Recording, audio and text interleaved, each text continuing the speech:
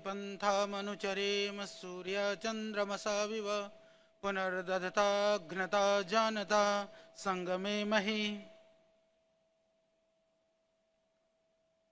परम श्रद्धेय पूज्य स्वामी जी की पावन उपस्थिति में और परम श्रद्धेय स्वामी ब्रह्मेशानंद जी के साक्षी में आज इस प्रांत के यशस्वी मुख्यमंत्री जो ऊर्जावान हैं, संस्कृति परंपरा के प्रति निष्ठावान हैं, ऐसे आदरणीय डॉक्टर प्रमोद सावंत जी, मेरा मन तो ये कह रहा है मैं वैद्य कहूं आपको, आदरणीय वैद्य प्रमोद सावंत जी, क्योंकि वो परमानेंट पद है जो आपने तप और पुरुषार्थ से पाया है। और देश के हमारे केंद्रीय राज्य मंत्री, देश के प्रथम आयुष मंत्री, जो इतिहास आपके नाम से है, वो भी हमेशा याद किया जाएगा, जो मेरे बड़े भाई हैं आदरणीय श्रीपाद नाइक जी।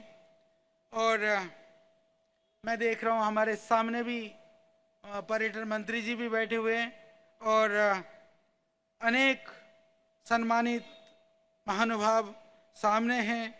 और भाजपा के अध्यक्ष आदरणीय सदानंद जी और पहले के मंत्री श्री रमाकांत जी और इस क्षेत्र के विधायक आदरणीय प्रवीण जी और इस सब कार्य के लिए जिन्होंने हमको बहुत आग्रह से मनाया, क्योंकि जाना कम होता है, फिर भी इनका आग्रह ऐसा था तो हम यहाँ पर आज आप सबका दर्शन का सौभाग्य हमें मिल पा रहा है।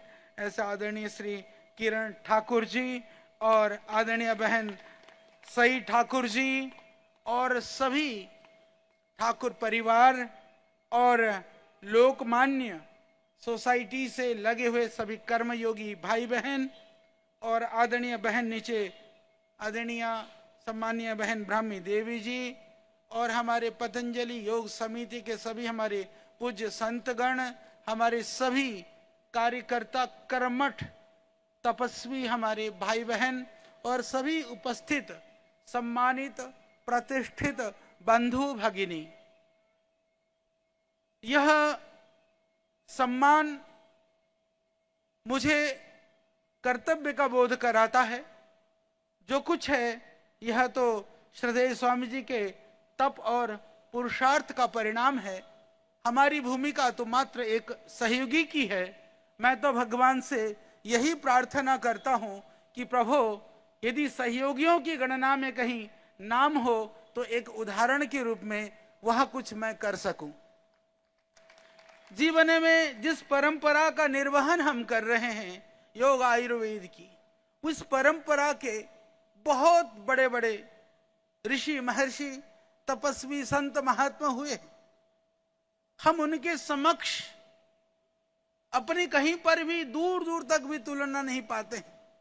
ऋषि दयानंद जैसे उद्भट विद्वान ने कहा था, यदि ऋषियों की जमाने में मैं होता तो मेरी गणना सामान्य पंडितों में होती। हम तो उनके भी परंपरा के अति सामान्य व्यक्ति हैं। हम यह नहीं कह सकते हैं कि हमने कोई बहुत कार्य किया या हम ऋषि महर्षि हैं, पर मैं भगवान से सदैव प्रार्थना करता हूं हम ऋषि ना बने पर ऋषि पथ के सच्चे अनुगामी बन सकें, यही प्रभु से प्रार्थना है। और आज इस भव्य कार्यक्रम, क्योंकि जब मैं आया यहाँ पर, यूं तो आना एक दो बार और भी हुआ था, पर गोवा का कभी हमने भ्रमण नहीं किया। पहली बार मुझे यह सौभाग्य मिला, महाशिवरात्रि का पावन पर्व और सप्तकोटेश्वर महादेव के दर्शन का लाभ। और जिस वीर महापुरुष ने, छत्रपति शिवा जो हिंदू राष्ट्र सम्राट हैं, जिन्होंने उसकी स्थापना की थी, आज उनकी जयंती भी है। तो यह एक संयोग कह सकते हैं आप, पर मैं उसको जिम्मेदारी के लिए हमारी भावनाओं को उद्घाटित करने का अवसर के रूप में मैं ऐसा अनुभव करता हूं। तो आप सबकी शुभकामनाएं हैं कहने के लिए। जो भी हो रहा है, आदरणीय बहन जी जितना आप पढ़ करके सुना रही थी और हमारे आदरणीय ठाकुर जी ने लिखा है, मुझे ऐसा लगता है, मुझे संकोच होता है, ऐसे कुछ हम है ही नहीं, ऐसे कुछ है ही नहीं, बस बनने का प्रयास करेंगे, ये पक्की बात है। तो आप सबको मैं प्रणाम करता हूं, वंदन करता हूं, क्योंकि हमारा बोलने जैसा कुछ है नहीं, पर यह बात सही है कि आदरणीय श्रीपाद जी नायक जी बैठे हैं, वो आयुष मंत्री रहे, और हमारे आदरणीय मुख्यमंत्री जी हमारे वो तो आयुष के स्नातक हैं। तो मैं दोनों के बीच में एक बात कहना चाहता हूं। जब हमने छोटी सी आयुर्वेद की एक दो बातें सुनाना चाहूंगा। जब हमने आयुर्वेद के ग्रंथों के ऊपर काम और अनुसंधान शुरू किया, श्रद्धेय स्वामी जी के नेतृत्व में, श्रद्धेय स्वामी जी के आदेश से, जब पूरी दुनिया की जड़ी बूटियों की, पेड़ पौधों की बात आती थी, तो आयुर्वेद में मात्र लगभग 700 पौधों का वर्णन है हमारे सारे निघंटुओं में। पर उन पौधों में भी इस तरह की हमारी अवस्था थी कि लोग कहते थे कि कुछ अप्राप्त हैं, कुछ संदिग्ध हैं। पहली बार हमने कहा कि औषधियां संदिग्ध नहीं होती हैं, संदिग्ध तो हमारा ज्ञान होता है। अपने नॉलेज को सुधार करो, जड़ी बूटियों को दोष मत दो। इस सुधार करने के काम को हमने कह तो दिया था, पर हमको बोध नहीं था कि यह कितना जटिल और कठिन कार्य है। निघंटुओं के संपादन के कार्य के माध्यम से जड़ी बूटी के संशोधन का कार्य तो हुआ। उसके बाद में जब हमको लगा कि जब यूरोप के लोग हों, चाहे वो चाइना के लोग हों, वो हजारों जड़ी बूटियों के ऊपर अपनी परंपरा का क्लेम करते थे, हमारे पास क्लेम करने के लिए मात्र 700-800 जड़ी बूटियां। जब हम अपनी आयुर्वेद की परंपरा की जब बात करते हैं, ऋषियों की बात करते हैं, तो हमको ऐसा लगता है कि यह भूमि, यह जड़ी बूटियों की या विश्व की प्रथम चिकित्सा पद्धति की उत्पत्ति की यह भूमि है, यह ऋषियों की तप भूमि है, तो हमारी संख्या कैसे कम हो सकती है। तो हमें लगा कि पूरी दुनिया में जरा निहारें। यदि प्लांट्स बायोडायवर्सिटी की बात करें, भारतवर्ष में लगभग 20,000 तरह के पेड़ पौधे वनस्पतियां पाए जाते हैं, और उनमें यदि हम इथनोबॉटनी के हिसाब से, ट्रेडिशनल मेडिसिन सिस्टम के हिसाब से, या अलग अलग समूहों में जो परंपरागत चिकित्सा की दृष्टि से देखें, तो हमको लगता है कि लगभग 1200 से 1500 से ज्यादा पौधों का प्रयोग नहीं करते हैं लोग। पर हमने जब ढूंढना शुरू किया कि औषधीय गुणों से कितने पौधे हो सकते हैं, तो हमने लगभग 20,000 में से 7-8 हजार पौधे हमने ऐसे आइडेंटिफाई किए हैं जो मेडिसिनली यूज किए जा सकते हैं। इतना ही नहीं, जब हमने इसका परंपरागत उन पौधों को एक शास्त्र स्वरूप देने का प्रयास किया, तो हमको लगा हम क्यों ना पूरे विश्व के वनस्पतियों के लिए सोचें। इसके लिए हमने पूरी हमारी वैज्ञानिकों की टीम को लगा करके, पूरी समर्पित टीमों ने काम किया, और पूरी दुनिया में लगभग जो 3,60,000 तरह के जो प्लांट्स बायोडायवर्सिटी हैं, उनमें से लगभग 60,000 तरह के पौधे, यानी कि लगभग दुनिया के 18% पेड़ पौधों को हमने औषधीय मान्यता दिलाने का काम श्रद्धेय स्वामी जी के नेतृत्व में हमारे वैज्ञानिकों के सहायता से पतंजलि के द्वारा प्रथम बार किया गया, जो कार्य पूरी दुनिया में कहीं नहीं हुआ। उसके लिए पूरा लगभग हम लोग अभी तक 6.5 लाख से ज्यादा रेफरेंसेज हैं 2200 से ज्यादा भाषाओं में। इसके अतिरिक्त यदि हम नाम और वर्नाकुलर नेम की बात करें, तो 22 लाख से ज्यादा नामों के माध्यम से उसको संग्रहित करने का काम लगभग 70 वॉल्यूम पूरा हो चुका है, और बाकी लगभग हम लोग अभी और जो 39 वॉल्यूम है, 109 वॉल्यूम में वो काम पूरा होगा। लगभग 1.25 लाख से ज्यादा पन्नों का वह दस्तावेजीकरण है, जो डॉक्यूमेंटेशन है, रिसर्च है। इसमें एक निवेदन और करना चाहता हूं। हमको लगा वर्ल्ड हर्बल इंसाइक्लोपीडिया, यह तो एक तरह से हर्बल की वर्ल्ड की बात हुई, आयुर्वेद के लिए क्या इसमें? तो आयुर्वेद के लिए भी तो कुछ विशेष होना चाहिए। ये तो जड़ी बूटियों की बात हुई। तो हमने देखा कि चाइनीज लोग क्लेम करते हैं लगभग 11,500 पेड़ पौधों को वो कहते हैं कि चाइनीज मेडिसिन सिस्टम में लिखा हुआ है।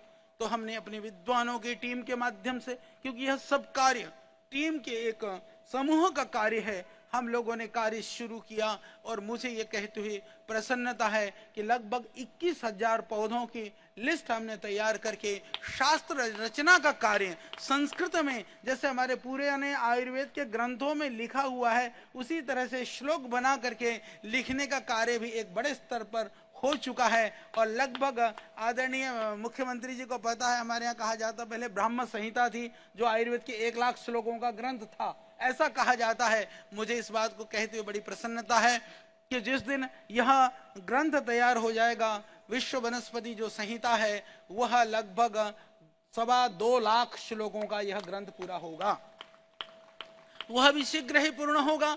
और इसमें एक जो विशेष बात मैं बताना चाहता हूं, यहाँ पर आप सभी प्रबुद्ध जन बैठे हैं, उससे न केवल वनस्पतियों के गुणों का वर्णन होगा, भारतीय संपदा का विश्व में सम्मान बढ़ेगा, अपितु जो सबसे बड़ा काम होने वाला है उसके अंदर, जैसे पिछले समय आपने सुना होगा, भारत की नीम, भारत का चावल, भारत की हल्दी, वो विश्व के दूसरे लोगों ने पेटेंट करने का एक दुस्साहस किया, हालांकि वो सफल नहीं हो पाया। तो आगे आकर के ऐसी स्थितियां बन पाई, तो यह पेटेंट को रोकने के लिए भी जब ट्रेडिशनल नॉलेज, डिजिटल नॉलेज के रूप में, ट्रेडिशनल नॉलेज के रूप में जब डॉक्यूमेंटेशन हो जाए, रिसर्च हो जाए, तो दूसरा उन चीजों का पेटेंट नहीं ले सकता है। तो मैं आपसे निवेदन करना चाहता हूं कि लगभग जो 21,000 पौधों के ऊपर लिखा जाएगा वह सदा सदा के लिए इस देश का पेटेंट का काम करेगा, जो सदियों के लिए होगा, आगे आने वाली पीढ़ियों के लिए होगा। और मैं एक बात और कहना चाहता हूं जो मुझे बड़ा संतोष देता है, इस मैं जब उस बात को याद करता हूं तो बड़ी प्रसन्नता और बहुत खुशी होती है। तो उस खुशी को मैं आपसे शेयर करना चाहता हूं कि दुनिया के लोग हमारे पेड़ पौधों वनस्पतियों का पेटेंट नहीं कर पाएंगे, परंतु जो 21,000 पौधों जो हमने जो शास्त्रों में लिखने का काम कर रहे हैं, उनमें से श्रीपाद जी लगभग 15,000 पौधे तो विदेशी हैं। तो जब विदेशी लोगों को अपने पेड़ पौधों का भी पेटेंट लेने के लिए हमने लोहे के चने चबाने का काम करके छोड़ दिया, और यदि उसको वित्तीय रूप से आकलन करें तो हम निवेदन करना चाहते हैं कि एक पेटेंट को इंटरनेशनल पेटेंट करने में लगभग 2.25 करोड़ रुपए खर्च होते हैं, एक इंटरनेशनल पूरे वर्ल्ड वाइज पेटेंट करते हैं तो। और आप मान करके चलिए, यदि एक पौधे का एक पेटेंट भी आप माने, हालांकि उसमें 2-2, 3-3 पेटेंट होते हैं, तो 21,000 पेटेंट की आप आर्थिक मूल्यांकन करिए। श्रीपाद जी अभी भी केंद्र में है, कुछ 2-4% ही दे दो, यहाँ योग सेंटर बड़ा बना देंगे। तो इसका मूल्य में, पैसों में कोई आकलन नहीं किया जा सकता है, ये इतना बड़ा कार्य है। ये तो मैंने एक छोटा सा दिया। श्रद्धेय स्वामी जी ने जैसे योग के माध्यम से, आयुर्वेद के माध्यम से, कोरोना के टाइम पर कितना षड्यंत्र हुआ, कोरोनिल हमने बनाया। सबसे पहले हम लोगों ने जो प्लांट्स का सिमुलेशन करके, डॉकिंग कर करके हमने कहा कि जब पूज्य स्वामी जी ने कहा कि ये बताओ कोरोना में कौन सा पौधा काम करेगा, मैं अपनी टीम के साथ लग गया। मैंने कहा पूज्य स्वामी जी सबसे पहला रिजल्ट तो अश्वगंधा में दिखाई दे रहा है। मैं आदरणीय मुख्यमंत्री जी के सामने, क्योंकि मुख्यमंत्री के साथ वैद्य जी भी हैं, इसलिए हमारी भाषा ज्यादा उनको समझ में आएगी। सबसे पहले आयुर्वेद वालों ने कहा कि इस तरह के वायरल प्रॉब्लम को, बैक्टीरियल प्रॉब्लम को खत्म करने का तो अश्वगंधा में कुछ है नहीं, तो उन लोगों ने निषेध किया। स्वामी जी ने कहा मैं बोल दूंगा सुबेरे, ये तो पता है श्रद्धेय स्वामी जी इतना बोलते हैं, आज तक शायद दुनिया में इतना किसी व्यक्ति का लाइव प्रोग्राम हुआ नहीं होगा। वो तो रिकॉर्ड में भी क्या है कि कोई दूसरा भी कभी सोच भी नहीं सकता, इतने रिकॉर्ड हैं।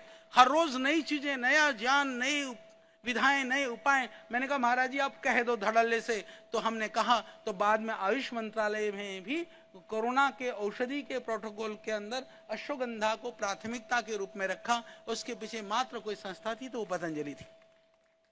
तो प्रत्यक्ष रूप में, परोक्ष रूप में, सीधे तौर पर जो भी काम है, आज माननीय प्रधानमंत्री जी के प्रयास से इंटरनेशनल योगा डे मन रहा है। तो इंटरनेशनल योगा डे तो लोगों के अंदर, दिल और दिमागों में जिसने योग को घुमाया है, आयुर्वेद के रूप में। आज लोग सोचते थे कि आयुर्वेद का अर्थ जो है वह पुड़िया, पुराने से वैद्य, टूटे हुआ घर, वहां कमरे में बैठे हुए, टूटी हुई कुर्सियां, उससे आज आयुर्वेद बाहर निकल करके बड़े बड़े आज आयुर्वेद की संस्थानें खुल रही हैं, बड़े बड़े अनुसंधान के लिए काम हो रहा है। तो उसके मूल में कहीं ना कहीं पतंजलि के माध्यम से सेवा करने का हमको मौका मिला है, इसके लिए हमें बड़ी प्रसन्नता है।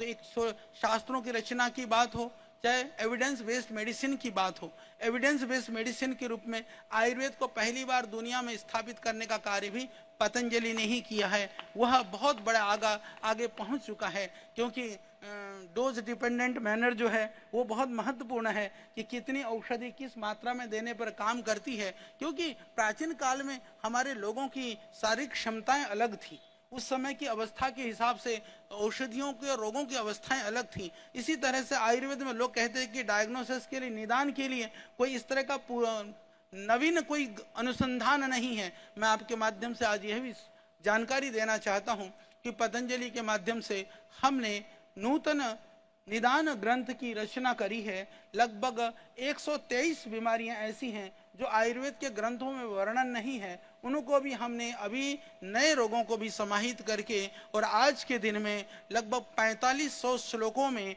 18 छंदों में वो ग्रंथ पूर्ण हो चुका है। इसी तरह से बहुत सारे कार्य, बहुत सारी गतिविधियां पतंजलि के माध्यम से की जा रही हैं जन सेवा के लिए। चाहे वो गौ सेवा की बात हो, और हमारी पूरी टीम जो एक समर्पित भाव से श्रद्धेय स्वामी जी के स्वप्न और लक्ष्य को पूरा करने के लिए लगा हुआ है। तो ये थोड़ी सी जानकारी जो मुझे लग रही थी कि मुझे जरूर आपके सामने शेयर करनी चाहिए, और हमने निवेदन किया। बाकी चाहे वो कृषि के क्षेत्र हों, बाकी बहुत सारे क्षेत्र हैं, कभी बताएंगे। और आप सब देखते ही रहते हैं, तो आप सबको भी हमारी बहुत शुभकामनाएं हैं। आप सबकी शुभकामनाओं से ही हम कर पा रहे हैं, और जो कुछ भी है मान सम्मान, वह तो मैं मानता हूं कि आप लोगों की शुभकामनाओं का ही प्रसाद है। उस प्रसाद को यहाँ पर हमने पाया।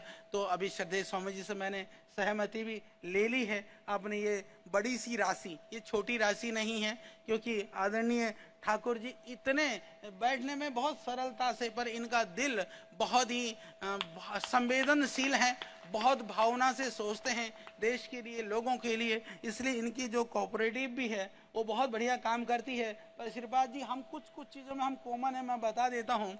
आयुष मंत्रालय की स्थापना भी 1995 में हुई थी, और पतंजलि की स्थापना भी 1995 में हुई थी, और आपके लोकमान्य जो है ये सोसाइटी की स्थापना भी 1995 में हुई थी। तो सब हम एक साथ ही हैं लगभग।